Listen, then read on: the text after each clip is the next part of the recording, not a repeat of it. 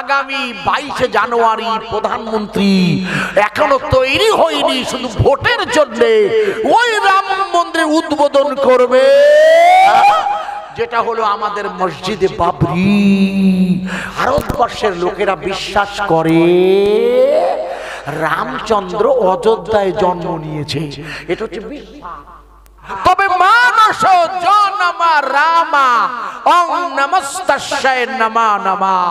দুর্ভাগ্য হলো সত্য, আগামী 22 জানুয়ারি যে রাম মন্দির বাবরি মসজিদের জায়গায় হবে, ওটা সবচেয়ে দুর্ভাগ্য। ওটা হচ্ছে মসজিদে বাবরি। বলেছে কে? আমি নই, বলেছেন মনে করে দেখুন ওই বিচারপতি রঞ্জন গগৈ। যে রঞ্জন গগৈয়ের 5 জন বিচারপতি ওই মামলার রায় দিয়েছিল, আপনাদের জানা নাই। 60,000 টাকা দাম। ওই রায়টা কিনে নেবেন, যদি কখনো পারেন কাজে লাগবে। 60,000 টাকার নিচে তুলতে পারবেন না। ওই রায়তে প্রথমেই লিখে দিয়েছে, it is mosque has established in 1528 century. এটা হলো মসজিদ 1528 সালে নির্মিত। এটা হচ্ছে মসজিদ। একটু জোরে বলবেন না সুবহানাল্লাহ। এটা মসজিদ বলে স্বীকার করেছে কারা? বিচারপতিরা। একদম আপনার জানা নাই। লাস্টে একটা কলম লিখেছে, it is believe of Indies. ভারতবর্ষের লোকেরা বিশ্বাস করে রামচন্দ্র অযোধ্যায় জন্ম নিয়েছে, এটা হচ্ছে বিশ্বাস। বোঝা যাচ্ছে? লেখা আছে কোর্টের বিচারে। আল্লাহ কিছু জানেন না। আমি 2 সাবজেক্টে MA পাস ইউনিভার্সিটির। সব ভাই জানেন আমি চাকরি করা বাদ দিয়ে ওয়াজ করি। লিখে নেন, মনে করে দেখুন, আপনাদের জানা নাই। আপনারা লক্ষ্য করুন, ওখানে লেখা আছে পরিষ্কার, ওটা হলো মসজিদ। এবং যে রাম জন্ম নিয়েছে বলা হচ্ছে, বলে ওটা হচ্ছে বিশ্বাস। এবার শুনে নেন, আপনারা লিখে নেন, এই রাম কোন ভাষা বলতে পারেন? রাম কেউ বলতে পারেন? যা পারেন বলেন। রাম কোন ভাষা বাবা? ইউটিউব ভাই, রাম হচ্ছে, লিখে নেন, সবাই বলে রাম সংস্কৃত ভাষা। মিথ্যে কথা। রাম হলো হিব্রু ভাষা। লিখে নেন, মুখস্থ করেন।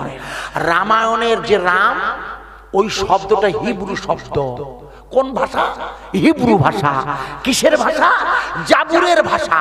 এই জন্য মনে করে দেখুন, গাজার সাথে যখন যুদ্ধ চলছিল ইসরায়েলের, মাঝখানে 7 দিন যুদ্ধবন্দী কন্ট্রাক্ট হয়েছিল। মনে করে দেখুন, ওই যুদ্ধবন্দী চলাকালীন ওই গাজার সেনাবাহিনীর হাতে ধরা ইসরায়েলের লোকেরা হিব্রু ভাষায় চিঠি লিখেছিল। মনে করে দেখুন, তার মায়ের কাছে। আপনাদের মনে নেই? হিব্রু ভাষা। হিব্রু ভাষা হলো আল্লাহর ভাষা। হিব্রু ভাষা হলো দাউদ নবীর ভাষা। হিব্রু ভাষা হলো কোরআনের ওই সূরা আম্বিয়াতের নাম এসে জাবুরের ভাষা। আর এই হিব্রু হলো, রাম হচ্ছে হিব্রু ভাষা। এই রাম হিব্রু ভাষা, ওটাকে বাল্মীকি মুনি রামায়ণে এনে দিয়ে লিখেছে, তব মানস জনম রামা ওং নমস্তাস্যায় নমা নমা। বাল্মীকি মুনি প্রথম লিখেছে, রাম হলো আমার জন্মের নায়ক। কলমে, আমি অন্তর নয়, উনি আমার কলমের আগায় লেখা।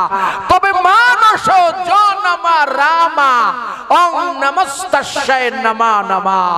দুর্ভাগ্য হলো সত্য, আগামী 22 জানুয়ারি প্রধানমন্ত্রী এখনো তৈরি হয়নি, শুধু ভোটের জন্য ওই রাম মন্দির উদ্বোধন করবে, যেটা হলো আমাদের মসজিদে বাবরি। ওটা কার ঘর? একটু জোরে বলুন, আরো জোরে বলতে পারেন? জবান দিয়েছে কে? সেই আল্লাহর নামে একটু আওয়াজ দেন। কেন?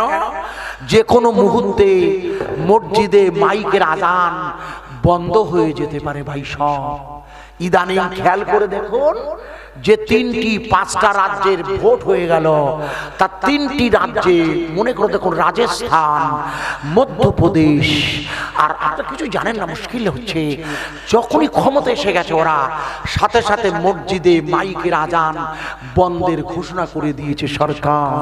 কিছু মনে করবেন, আমি রাজনীতি করি না, শুধু আমার দিনের দাওয়াত দেওয়ার জন্য না রাখছি বয়ানটা। ওরা পরিকল্পিতভাবে মসজিদ থেকে আল্লাহর নাম উঠিয়ে দিতে চায়। আর আমরা মুসলিম, দুর্ভাগ্য আমাদের, রাজনীতির কবলে পড়ে আল্লাহকে ভুলে গিয়ে এক মুসলমান আর এক মুসলমানের সাথে শুধু ক্ষমতায় রাজনীতির লোভে পড়ে আমরা মারামারি করছি, অথচ মুসলমান হলো আমার মোমেন ভাই। এটা আমাকে কবরে সাক্ষী দিতে হবে। আল্লাহু রাব্বি মুহাম্মাদুর নবী ওয়াল ইসলামু দীনি ওয়াল কুরআনু ইমামি ওয়াল কাবাতু কিবলাতি কুল্লু মুমিন ইখওয়ানি। এটা মুনকার নাকিরের সওয়ালের জবাব শেখা আছে কি আপনার? মুখস্থ আছে নেই? এটা আপনাকে কবরে গেলেই বলতে হবে প্রত্যেককে। মুনকার নাকিরের সওয়ালের জবাব ওটা। আল্লাহু রাব্বি মুহাম্মাদুর নবী ওয়াল ইসলামু দীনি ওয়াল কুরআনু ইমামি ওয়াল কাবাতু কিবলাতি কুল্লু মুমিন ইখওয়ানি। প্রতিটা মুমিন হলো আমার ভাই। এক মুসলমান আর এক মুসলমানের ভাই। কিন্তু দুর্ভাগ্য হলো সত্য, রাজনীতির কবলে পড়ে এক মুসলমান আর এক মুসলমানের সাথে ঝগড়া বাঁধিয়ে রাজনৈতিক নেতাদের ফায়দা তুলে দিচ্ছি। তাই আমি আপনাদের কাছে যেটুকু বয়ান রাখছি শুধু আল্লাহর রাজি খুশির জন্য। এরা পরিকল্পিতভাবে আল্লাহর নাম উঠিয়ে দিতে চায়। তাই আমরা আল্লাহর নামের আওয়াজ দেব, কেউ যেন ফাঁকি দেবেন না। একটু আওয়াজ দিয়ে বলা যাবে কি নারায়ে তাকবীর? আর একটু জোরে হবে না ভাই?